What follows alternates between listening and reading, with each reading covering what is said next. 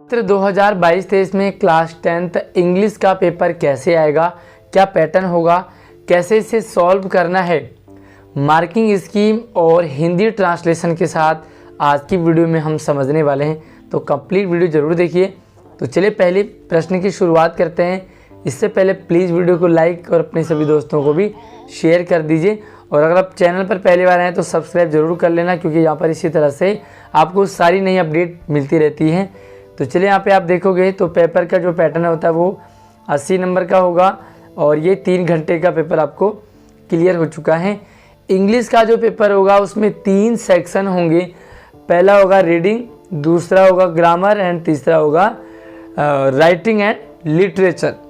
तो चलिए यार यहाँ पे देखते हैं। सबसे पहले सेक्शन ए की बात करते हैं और सेक्शन ए आपका होगा रीडिंग। इसका मतलब यहाँ पर अनरीड पैसेज आपको आएंगे और इनमें से आपको आंसर छांटने होंगे। पहले प्रश्न को यहाँ पर सबसे पहले हम यहाँ पे से पढ़ते हैं। Read the passage given below और mountain have always been held in great awe by mankind. और इसे एक बार आप इंग्लिश में देख लें। थोड़ा सा मैं यहाँ से हट जाता हूँ और अब आप इसे इंग्लिश में पढ़ लें। आपके पास 4 टाइप के पैसेज होंगे, लाइक पहला है, दूसरा है, उसके बाद 2 आगे होंगे आपके पास, तीसरा और चौथा। अब इसे हम एक बार पढ़ लें इंग्लिश फॉर्मेट में, उसके बाद हम इसे हिंदी फॉर्मेट में पढ़ते हैं। तो चलिए हिंदी देखते हैं कि यहाँ पर हिसाब से हिंदी में समझ लो। पर्वतों को हमेशा मानव जाति द्वारा बहुत विस्मय में रखा गया है। और पूरा नहीं पढ़ूंगा, स्क्रॉल डाउन करता जाऊंगा, स्क्रॉल अप यहाँ पर हो रहा है और आप इसे पूरा पढ़ लें, समझ लें। स्पीड में हो वीडियो तो इसे रोक लें और इसे अच्छे तरह से पैसेज को समझ लें ताकि आप इसके आंसर कर पाओ। पैसेज में कह क्या रहा है और यहाँ पर अब हमारे पास आ जाता है पहला प्रश्न, यानी कि गद्यांश में जो समझ आपने बनाई है उसके आधार पर यहाँ पर 10 प्रश्न हैं।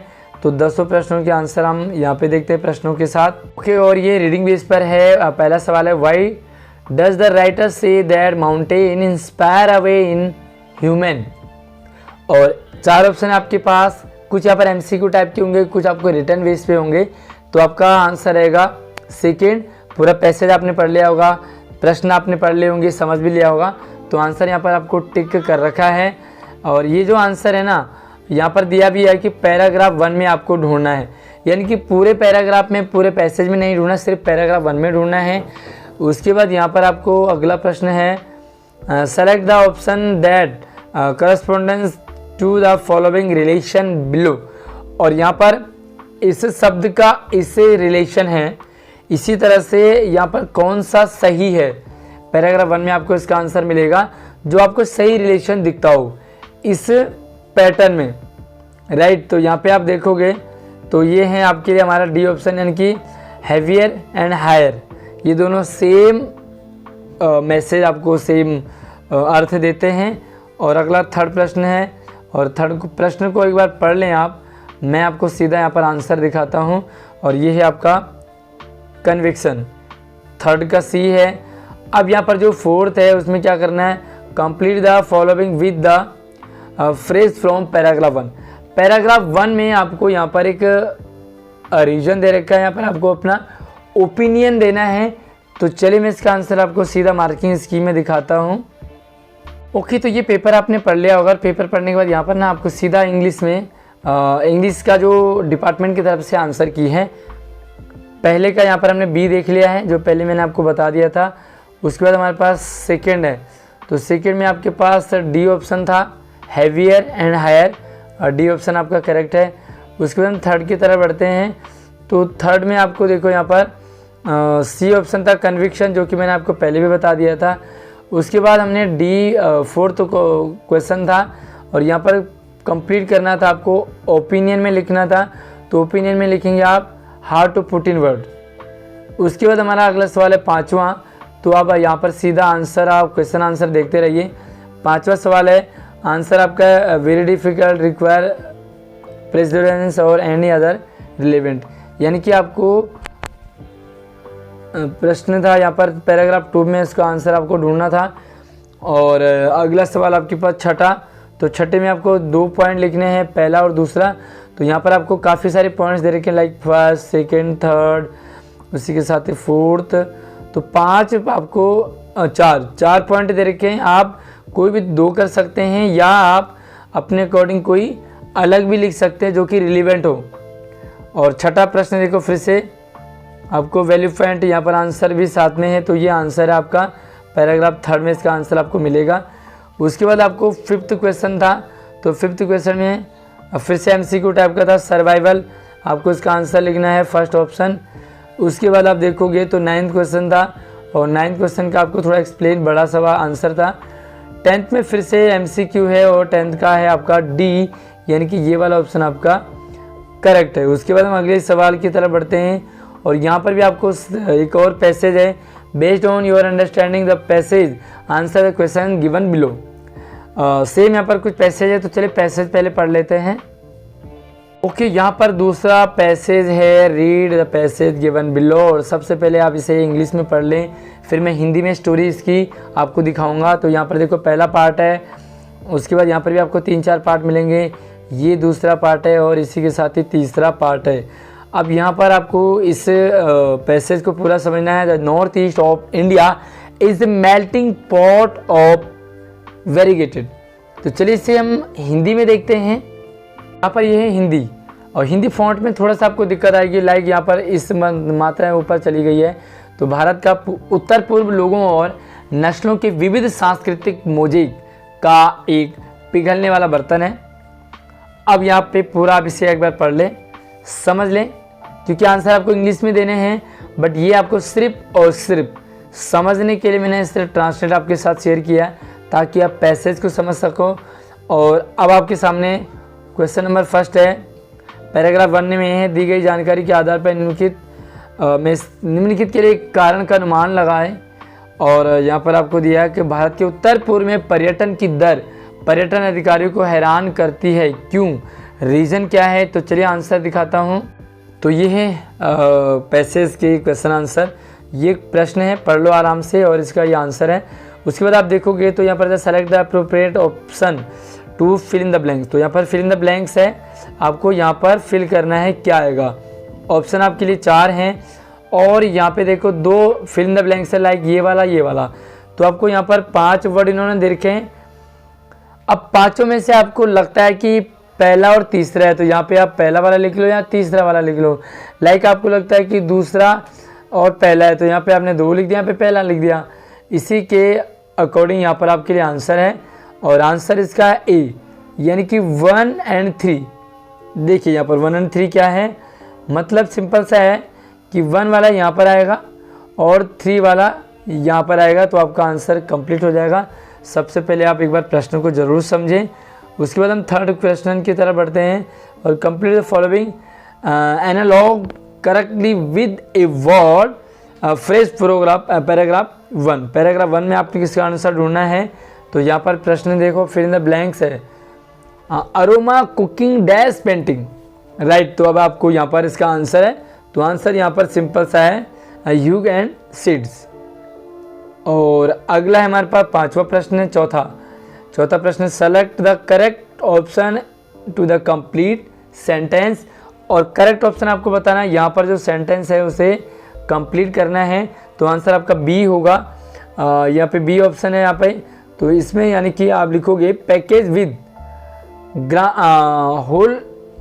Wholesome experience with in the budget they have plan for, right. अब आपके पास 5वां प्रश्न है, और मैं थोड़ा सा स्पीड में चलूँगा ताकि आप क्वेश्चन पेपर को समझ सके, हिंदी समझ सकें, और आंसर आप इसका कर पाओ। तो यहाँ पर 4 और चार्ट आपको दे रखे हैं, चारों में से आपको बताना है ये जो आंकड़े आपको दे रखे हैं पैराग्राफ 2 के अकॉर्डिंग, कि आपको कौन सा सही रहेगा। ऑप्शन 1 है, ऑप्शन 2 है, ऑप्शन 3, ऑप्शन 4 है। तो चलिए यहाँ पर आप आंसर आप देखोगे तो ये है आपके लिए विजिबल इम्पेयर्ड, यानी कि जो देख नहीं पाते ठीक से उनके लिए है ऑप्शन नंबर 2। तो ऑप्शन नंबर 2 हमारा यहाँ पर करेक्ट हो गया। उसके बाद आप देखोगे तो ये अगला सवाल है, चौथा, fill in the blanks by selecting correct option. और ये फिल इन द ब्लैंक्स है, the study to tourist travel statistics in the Northeast from 2005 to 14 showed result। तो यहाँ पर जो क्वेश्चन मार्क रखा है मैंने यहाँ पर, उसमें क्या ऑप्शन आएगा, तो यहाँ पर बी है इनकरेजिंग, यानी कि बी ऑप्शन आपका करेक्ट हो जाएगा। अब हम यहाँ पे थोड़ा सा स्पीडली चलते हैं आपको आंसर दिखाते हुए, और ये है छठा सब्स्टिट्यूट टू द वर्ड, और इसका आंसर आपको यहाँ पर देखो आंसर क्या है, ये वाला आंसर आपका इसका आंसर हो जाएगा। और अगला सवाल है आपके लिए आठवां, और आठवां साथ में आंसर भी है। आपको एक ऑप्शन बताना है, पैराग्राफ थर्ड से चूज करना है, 1 मार्क का है। List any 2 example of tourist facilities referred to in paragraph third. Paragraph third से आपको 2 एग्जाम्पल ढूंढने टूरिस्ट फैसिलिटीज़ के लिए। तो यहाँ पर आपको ऑप्शन दे रखे हैं, और काफ़ी सारे ऑप्शन यहाँ पे आप देख पा रहे हो। आपको कोई 2 करने हैं, एनी 2, और अगर आपको लगता है कि इनमें से कोई और है तो आप अदर रिलीवेंट एग्जाम्पल यहाँ पर लाइन भी आप लिख सकते हैं। और उसके बाद हमारे पास 9th क्वेश्चन है, इसी के साथ ये 10th है, और ये आंसर के साथ है। अब हम बढ़ते हैं ग्रामर पार्ट की तरफ, जो कि बी पार्ट होगा, ग्रामर यानी कि व्याकरण, इंग्लिश व्याकरण में। तो चलिए इसका पेपर देखते हैं एक बार, क्वेश्चन पेपर। ओके, तो ये है हमारा grammar part attempt any 10 of the following questions. किन्हीं 10 प्रश्नों के ही आंसर देने हैं। यहाँ पर हो सकता है 12 और 15 प्रश्न आपको दे रखे होंगे। अब यहाँ पर देखो, fill in the blanks by choosing the correct option to complete an online update. और यहाँ पर the climate control comment by an activist. और यहाँ पर आपको जो फिल इन द ब्लैंक्स है सोशल मीडिया यस्टरडे, तो यहाँ पर आएगा ब्लो अप, यानी कि बी ऑप्शन करेक्ट है। उसके बाद बात करते हैं, read the conversation between A doctor and patient. Doctor और पेशेंट के बीच की आपको कन्वर्सेशन यानी कि बातचीत को पढ़ना है, समझना है। और उसके बाद यहाँ पर रिप्लाई करेक्टली, यानी कि एक दूसरे को रिप्लाई कर रहे हैं। आप यहाँ पे देखोगे डॉक्टर पेशेंट को रिप्लाई कर रहा है, फिर से डॉक्टर कुछ पूछता है तो पेशेंट क्या रिप्लाई करेगा, आपको यहाँ पर उसका आंसर बताना है। तो चलिए आंसर दिखाता हूँ। ये है पेशेंट का answer, that he does not stay in good mood, right. तो ये आंसर आपका उसमें आएगा। उसके बाद देखते हैं अगला प्रश्न है, और फिर से थर्ड में भी आपको सेलेक्ट द करेक्ट ऑप्शन, यानी कि फिल इन द ब्लैंक्स आपको भरना है यहाँ पर। तो यहाँ पर आपका आएगा विल, यानी कि your story will and 15% before.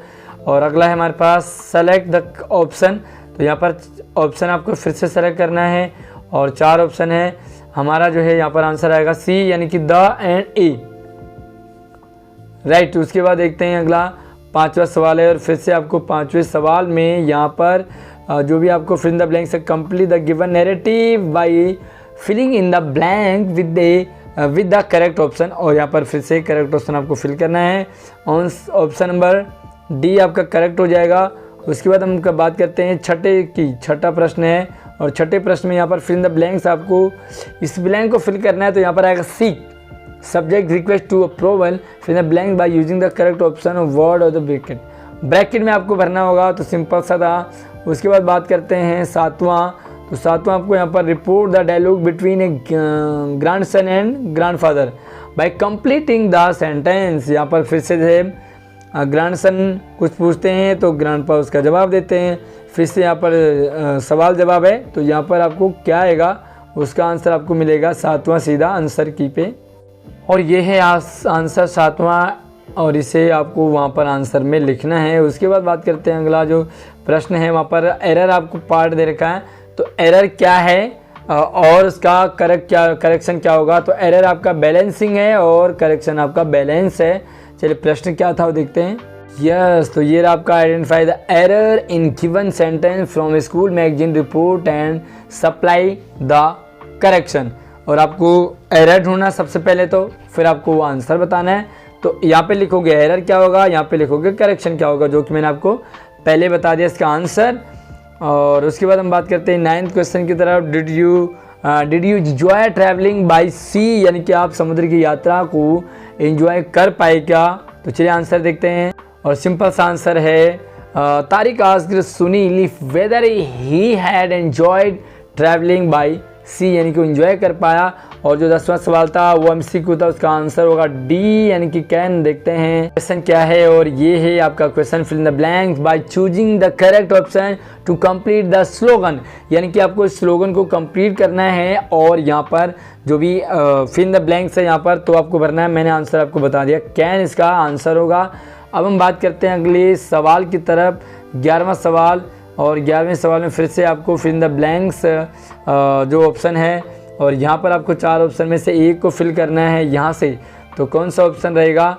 अगला हम 11वीं की बात करते हैं, और उसके बाद हम 12वें सवाल की तरफ बढ़ते हैं। और 11वें सवाल का आंसर था ए यानी कि keep asking till one does. और 12वीं में था हमारा एरर और करेक्शन सेम। तो पैसेज में जो और लिखा हुआ है वो गलत है, वहाँ पे आना चाहिए था ईच यानी कि प्रत्येक। सभी नहीं आने चाहिए थे बल्कि प्रत्येक आना चाहिए था। और हम बात करते हैं इसके क्रिएटिव राइटिंग स्किल के थर्ड है क्रिएटिव राइटिंग स्किल। सबसे पहले यहाँ पर लेटर लिखने के लिए आपके पास एग्ज़ाम में आएगा, और आपको एग्ज़ाम में एक लेटर है, सबसे पहले लेटर देख लेते हैं। और ये है अटेम्प्ट एनी वन यानी कि ए और बी, आपको 2 प्रश्न दे रखे, कोई एक ही आपको वहाँ पर करना है। और यहाँ पर जो लेटर लिखना है वो है यू आर सुनिधि प्रकाश, आप सुनिधि प्रकाश हैं, the vice captain of brilliant विद्यालय बर्रा कानपुर। आप बर्रा कानपुर विद्यालय की क्या है आप यस कैप्टन हैं। Now you have recently notice several poster on the round your school premises conveying the, अब एक मैसेज आपको कन्वे करना है। और write a letter to the editor of DWA if not more than 120 words, यानी कि 120 शब्दों से ज़्यादा आपका नहीं होना चाहिए। तो आपको क्या करना है कि लेटर लिखना है, और वो लिखना RWA को। तो चलिए इसका फॉर्मेट क्या होगा, मैं सीधा आपको लेटर दिखाता हूँ। भैया सबसे पहले हम बात करते हैं कि फॉर्मेट क्या होगा। तो ये देखिए फॉर्मेट क्या है, सेंडर है, डेट है, रिसीवर है, एड्रेस है, सब्जेक्ट है। ये तो आपको पता ही है कि लेटर में क्या क्या लिखा जाता है और कैसे लिखा जाता है, कुछ फॉर्मेलिटीज़ होती है। फॉर्मेट क्या होगा, तो चलिए मैं सीधा आपको लेटर दिखाता हूँ कि कैसे लेटर आपको लिखना है। और ये है सेम लेटर जो कि सुनिधि प्रकाश, एज ए सुनिधि प्रकाश आपको लिखना है। तो अपना नाम आप सुनिधि प्रकाश ही लिखेंगे, और यहाँ पर पूरा का पूरा लेटर आपको दिखा दिया है कैसे करेंगे। ब्रिलियंट विद्यालय बर्रा कानपुर, और यहाँ पर आप इसे डेट एंड टाइम ज़रूर चेंज करें, जिस दिन का आपका एग्ज़ाम होगा उसी दिन की आप डेट डालेंगे। द एडिटर, और पूरा एड्रेस यहाँ पर सब्जेक्ट लिखेंगे need for promoting healthy eating routine. Okay, तो यहाँ पर आके देखो वो डियर मैडम, और ये पूरा आपको यहाँ पर जो भी लेटर है उसे आप देख लें। और सबसे नीचे आप अपना नाम नहीं लिखेंगे बल्कि सुनिधि प्रकाश वाइस कैप्टन ही आप लिखेंगे। और उसके बाद अगले सवाल की तरफ बढ़ते हैं। ओके, तो यहाँ पर आपके पास 2 प्रश्न हैं, यानी कि ए और बी। ए कर सकते हैं या बी कर सकते हैं। और यहाँ पर देखो you are Jack Skyra a residence of 412 यानी कि 412 आपका एड्रेस है, और ये आपका इस अपार्टमेंट में रहते हैं। गांधी मार्ग पूरा एड्रेस यहाँ पे दे रखा है। आप इस एड्रेस पे रहते हैं और आप है जैक स्कायरा, राइट। अब आपको क्या करना है, यहाँ पर देखो grade 10 3 student of grade 10 from your residential complex. आपके आवासीय जो भी आपका जो एड्रेस है, जो आपका सराउंडिंग है, यानी कि रेजिडेंशियल जो कॉम्प्लेक्स है, वहाँ पर आपको 3 बच्चे हैं जो ग्रेड 10 के ऊपर मार्क्स, मतलब 10 अराउंड मार्क्स लेके आए हैं। तो आपने क्या करना है, उनके लिए एक प्राइज़ वगैरह का कुछ रखना है। तो यहाँ पे आप देखोगे तो फिर से देखो, write letter to the presidents of the RWA के प्रेसिडेंस को आपको यहाँ पर लेटर लिखना है। Seeking recommendation of these youth, यानी कि जो बच्चे 10th ग्रेड लेकर आए हैं उनके लिए, और आपको लेटर लिखना है कि भैया उनकी जो भी प्राइज़ वगैरह है उसके लिए। तो चलिए पूरा फॉर्मेट आपको भी दिखा देता हूँ आंसर। और ये है प्रश्न, और उसके बाद यहाँ पे देखेंगे फुल्ली यहाँ पर जो सॉल्व है, और एड्रेस आपने यहाँ पर ये वाला लिखना है। आप उसके बाद देखो ये डेट आप ज़रूर डालें जिस डेट में आपका एग्ज़ाम पेपर होगा। और यहाँ पर देखो पूरा एड्रेस, सब्जेक्ट है seeking recommendation for serving serving citizen award nomination, जो भी अवार्ड है आप के जो 3 बच्चे हैं जो 10 ग्रेड लेके आए हैं। और यहाँ पर आप इस पूरे फॉर्मेट को आप लेटर इस तरह से लिखेंगे और उसके बाद सबसे नीचे लिख देंगे नाम। आप अपना नहीं लिखेंगे बल्कि जैक स्कायरा, यही नाम आप यहाँ पर डालेंगे। ओके, और अगला सवाल देखो, यहाँ पर बी है यानी कि क्वेश्चन नंबर 2 है, सेम है, एनी वन अटैम्प्ट। ए और बी 2 सवाल होंगे, 2 में से एक करना होगा, लेकिन यहाँ पर जो सवाल का तरीका है, पैटर्न है, वो चेंज है। Gurmeet Kaur is a aspiring candidate for a public funded engineering college in the subword. अब यहाँ पर आप गुरमीत कौर जो एक बच्चा है जो कि एस्पायरिंग है, कैंडिडेट है कोई, जो पब्लिक फंडेड इंजीनियरिंग कॉलेज में मतलब वो उम्मीदवार है, कैंडिडेट है। अब आपको क्या करना है, एक पैराग्राफ लिखना है, right a paragraph in about 100 to 120 words, 100 से 120 शब्दों में आपको पैराग्राफ लिखना है। और यहाँ पर आप देखोगे तो उसके बाद पूरी दक्षता है, वो विलेजेस गांव में है, मतलब उसके पास सारी चीज़ें हैं, सब कुछ है उसके पास, क्वालिटी है, टैलेंट है, डिग्री है, सब कुछ है। तो आप उस पर लिखोगे। यस, यहाँ पर आपको कुछ हिंट भी दे रखे हैं, लाइक आप strength, weakness, opportunity and threat. तो ये आप पूरा यहाँ पर इसे समझें। उसके बाद आपको सीधा एक पैसेज लिखना है, पैराग्राफ लिखना है। लाइक आपको हिंदी में अनुच्छेद और निबंध लिखने के लिए आता था, आपको पॉइंट दे दिए हैं और आपको बस एक्सप्लेन करते जाना है। तो चलिए इसका आंसर दिखाता हूँ। लो जी, ये प्रश्न है गुरमीत कौर और यहाँ पर ये पॉइंट है। अब आपको सीधा जो पैसेज है, एग्जाम्पल फुली सॉल्व, पूरी तरह से ये सॉल्व है और आप इसे एक बार पढ़ें, समझें, उसके बाद आप इसे अपना सेम जैसे आपको लिखना होगा वैसे लिखेंगे। और इसे देखो थोड़ा सा अच्छे से, क्योंकि आई थिंक ये 5 नंबर का है, तो 5 नंबर में अच्छे से आपको इसे लिखना है। अब हम आगे बढ़ते हैं और इसके बी पार्ट यानी कि प्रश्न नंबर 2 की तरफ। इसका बी पार्ट आपके लिए स्क्रीन पर ये रहा। Read the following extract from the online post of the website on educational practice. कोई एजुकेशनल वेबसाइट है तो वो ऑनलाइन वेबसाइट है, आप उसे एक बार देखेंगे, समझें आप इसे। Kids who appreciate how much effort, time and care goes into growing food will understand how important farmer are।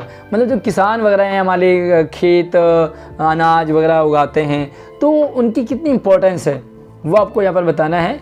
और एक बार इसे पूरा समझ लें किस तरह से। देखो भाई, टेक केयर और अर्थ, हमें अर्थ की देखभाल करनी चाहिए, फार्मर की करनी चाहिए। Why important to earth take, क्यों हमें धरती की रक्षा करनी चाहिए in the world of today. ठीक है, तो यहाँ पर गार्डनिंग है यानी कि बागवानी वगैरह है। तो ये सारी चीज़ों को लेकर के आपको एक क्या करना है, right a paragraph in 100 to 120 words. Same यहाँ पर 100 से 100 शब्द आपको लिखने हैं, 120।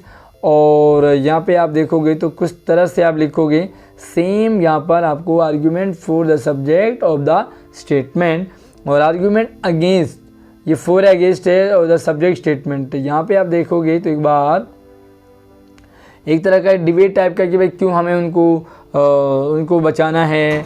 Yes, counter the given argument and for. तो लो जी, ये आर्ग्यूमेंट फॉर में है और ये स्टेटमेंट अगेंस्ट में है आर्ग्यूमेंट। तो एक बार आप इसे देख लें, समझ लें, पढ़ लें। और इसी तरह से आपको एग्ज़ाम में एक पैटर्न है, जो पैटर्न आपको मिलेगा और वहाँ पर आपको इसे लिखना है एग्ज़ाम में। अगला हमारा आ जाता है सेक्शन सी, लिटरेचर। तो लिटरेचर यानी कि टेक्स्ट बुक, जो भी आपने सिलेबस में जो बुक्स वगैरह पढ़े हैं उनसे यहाँ पर आपको आंसर आएंगे। तो चलिए पहले क्वेश्चन पेपर देखते हैं। और यहाँ पर आपको क्या है, attempt any one of 2 extract, यानी कि 2 गद्यांश टाइप के आपको दे रखे हैं एक्सट्रैक्ट। आपको कोई एक ही करना है और सबसे पहले इसे पढ़ें आप। Hey a tea garden, Rajveer cried excitedly. और इसे एक बार आप पढ़ें, इसे समझें। और उसके बाद हम इसे एज ए हिंदी किस तरह से आपको करना समझना है। Pranjal who had been born and brought up on a plantation did not share Rajveer excitement. और अब हम इसे देखते हैं, एक बार थोड़ा सा इंग्लिश में समझ लो, थोड़ा सा इसे हिंदी में समझ लेते हैं ताकि आप पूरे जो पैसेज है उसे आप एक बार ये पोएम टाइप का उसे समझें। और एक बार देख लो भाई, यहाँ पर एक चाय का बागान है, राजवीर फूट फूट कर रोने लगा। प्रांजल जिनका जन्म और पालन पोषण एक बागान में हुआ था, उसने राजवीर के साथ साझा नहीं किया, उत्साह साझा नहीं किया। तो अभी देखते हैं किस तरह से, एक बार इसे पढ़ो समझो। ओ अब यह चाय वाला देश है, उन्होंने कहा असम में सबसे अधिक सघनता है, यानी कि असम में भी चाय वगैरह ज़्यादा होती है। तो एक बार आप इसे पढ़ें और इसके बाद हम इसके पहले प्रश्न की तरफ बढ़ते हैं। तो पहला प्रश्न है, वाई वाज प्रांजल वा not as excited as Rajveer about the tea garden. और जो Rajveer why was Pranjal not as excited, जो प्रांजल है वो एक्साइटेड क्यों नहीं था राजवीर के बारे में, कि वो टी गार्डन के बारे में। तो 4 ऑप्शन आपके पास है, चारों में से कौन सा होगा, तो एक बार आप इसे देखें, थोड़ा सा समझे और पढ़ें। एंड आंसर इसका है सी, यानी कि he had grown up in and around T garden. और आगे प्रश्न की तरफ बढ़ते हैं और अगला प्रश्न है हमारे पास, what does Pranjal mean by saying that Assam has the largest constructions of plantation in the world, right. और यहाँ पर आपको इसका आंसर बताना है, आंसर देखते हैं। तो चलिए स्क्रीन पर आपके आंसर, और थोड़ा सा इसे ऊपर करते हैं ताकि आंसर आप देख सको। एंड दैट द यस अगला और तीसरा सवाल देखते हैं, और दूसरे प्रश्न का आपको आंसर मिल गया होगा। तीसरा प्रश्न देखते हैं, फिल इन द ब्लैंक्स है विद 1 वर्ड ओनली। तो 1 वर्ड, आपको सिर्फ 1 वर्ड लिखना है। और यहाँ पे आप देखोगी तो जो प्रांजल डैश कम, तो यहाँ पर डैश में आपको फिल करना है। चलिए देखते हैं डैश में क्या आंसर आएगा। और भैया थर्ड का आंसर एक बार आप पढ़ लो, इसे देख लो, समझ लो। और उसके बाद हम अगले सवाल की तरफ बढ़ते हैं, जो कि क्वेश्चन नंबर 4 है।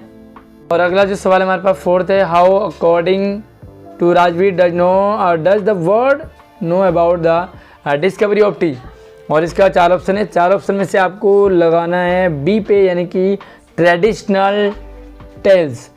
और अगला सवाल हमारे पास है 5वां में फिर से आप देखोगे तो आपके पास 4 ऑप्शन है, और 4 ऑप्शन में से आपको select the option the correctly capture, और जो भी आपका करेक्ट ऑप्शन है वो आपको चूज़ करना है। आंसर देखते हैं, और इसका जो आंसर है वो है बी, यानी कि Jaspreet cried out lord when he see so okay. और या तो आप ऊपर वाला कर लें या नीचे वाला कर लें, और ये और है, आप इसे भी एक बार समझ लो। सेम यहाँ पे आपको फिर से ये स्टैंजा आपको पढ़ना है, समझना है। और इसका एक बार मैं हिंदी आपको थोड़ा सा, ताकि आप समझ जाओ स्टोरी। लो जी हमारे पास हिंदी में, और इसे आप समझने के लिए सिर्फ ताकि आप आंसर इजीली दे पाओ, ऐसे एक बार इसे पढ़ लें, समझ लें। इंग्लिश को ही आपको बेस बनाना है, बट हिंदी को आपको एज ए समझने के लिए, आपको हेल्प के लिए रखा गया है, ताकि आप आराम से समझ सको। और अगला प्रश्न देखते हैं, और फिर से आपको यहाँ पर पहले प्रश्न में क्या करना है, select the option that correctly capture the, यहाँ पर आंसर है आपके लिए बी। यस, ये हमने टिक कर दिया है, लोटा।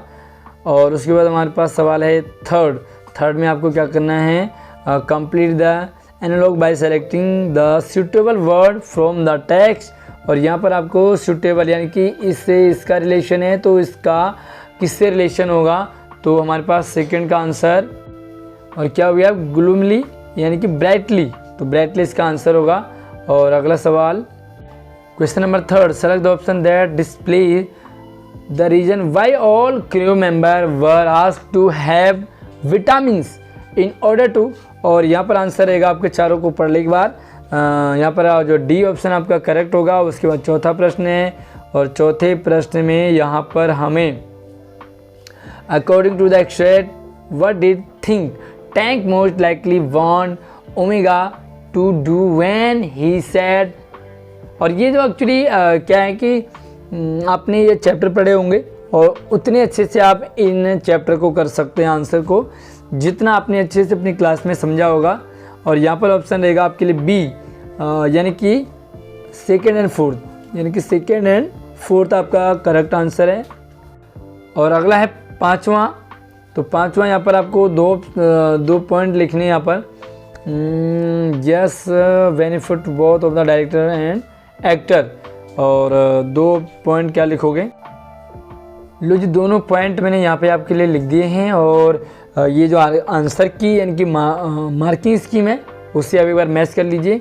और अगला प्रश्न हमारे लिए जो कि कविता है, और आपको इस कविता को पढ़ना है। कविता पढ़ने के बाद यहाँ पे एक बार देखो, ये कविता है the tree inside are moving out into the forest.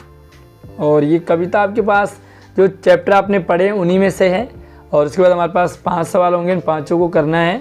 चलिए, पहला सवाल है कंप्लीट द सेंटेंस। और आपको सेंटेंस को कंप्लीट करना है। यहाँ पर फिल इन द ब्लैंक्स आपको फिल करना है। और आंसर होगा हमारा। और आंसर आप अच्छे से देखें, यहाँ पर चेक करें। अगर किसी भी आंसर में आपको डाउट हो क्वेश्चन में तो आप मुझे कमेंट कर सकते हैं। और अगर आपने वीडियो को भी लाइक नहीं किया है तो लाइक करके अपने सभी दोस्तों को भी शेयर करें। और ये है question number 2। The poet has used poetic device in the given line.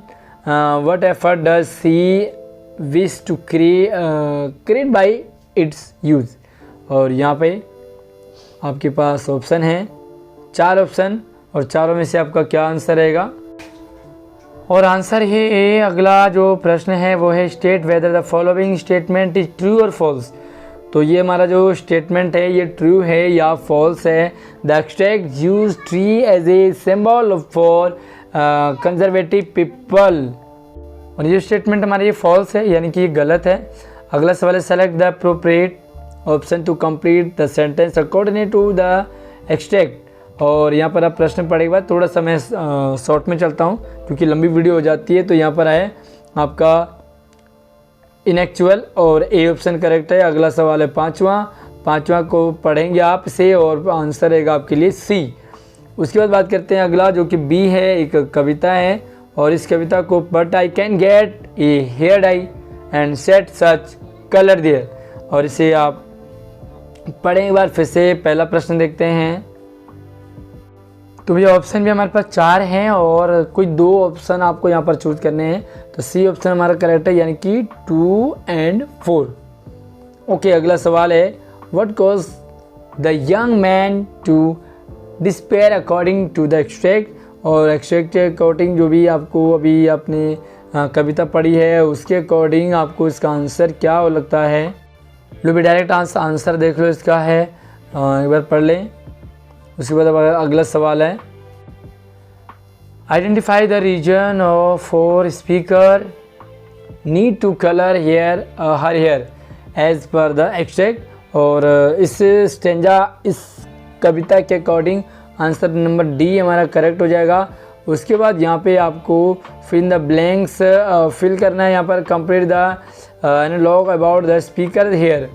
और यहाँ पर आपको येलो का ब्लॉन्ड है, तो यहाँ पे आपको कैरोट किसका होगा?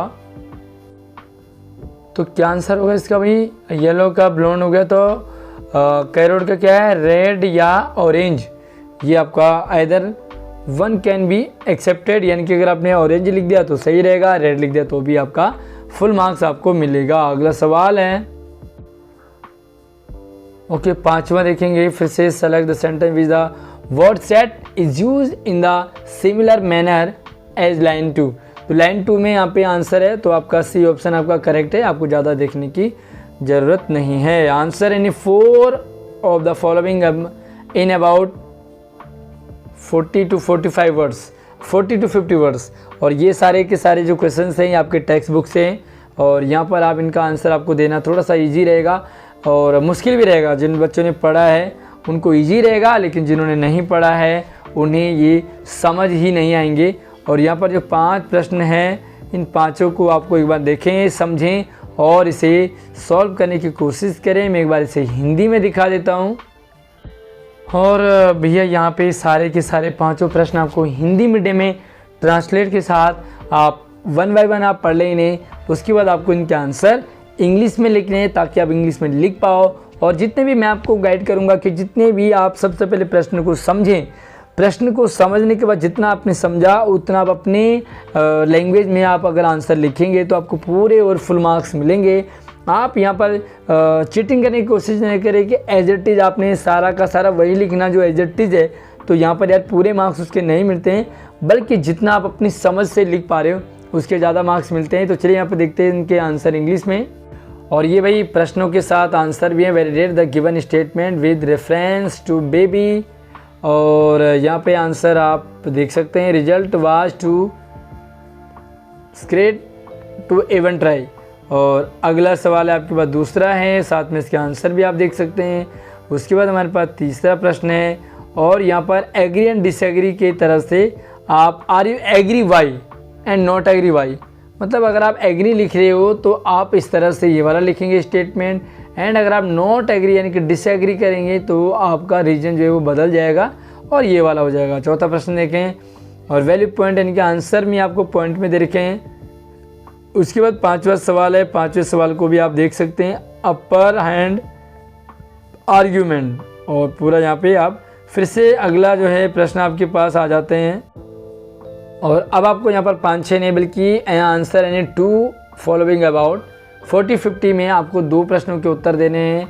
3 प्रश्न आपको यहाँ पर दे रखे हैं, एक बार इन प्रश्नों को समझें और मुझे ज़रूर कमेंट करके बताएं कि जो प्रश्न हैं ये इजीली बुक से हैं या घुमा फिरा करके पूछे गए हैं। और ज़रूर आप घुमा फिरा कर पूछें तो आप कमेंट में लिखें घुमा फिरा करके पूछे गए, और अगर आपको एज इट इज़ लग रहा है तो आप ये बताएं कि भाई एज इट इज़ यहाँ पर आंसर आपको मिल रहे हैं।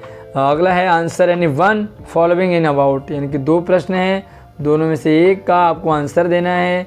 और पहला सवाल आपके लिए ये वाला, दूसरा है ये वाला, या तो ऊपर वाला कर लें या नीचे वाला कर लें, दोनों में से एक है answer any 1 of the following. फिर से यहाँ पर ये थोड़ा सा बड़ा शब्द बड़ा प्रश्न आ गया, 100 से 120 वर्ड, और अगर इसके मार्क्स की बात करें तो ये रहेगा आपके लिए भाई 6 मार्क्स का प्रश्न रहेगा। तो थोड़ा सा आपको इससे लंबा लिखना है, लाइक 1 पेज तक आपको इससे ऊपर लिख सकते हैं, लेकिन नीचे आप इसे नहीं लिखेंगे।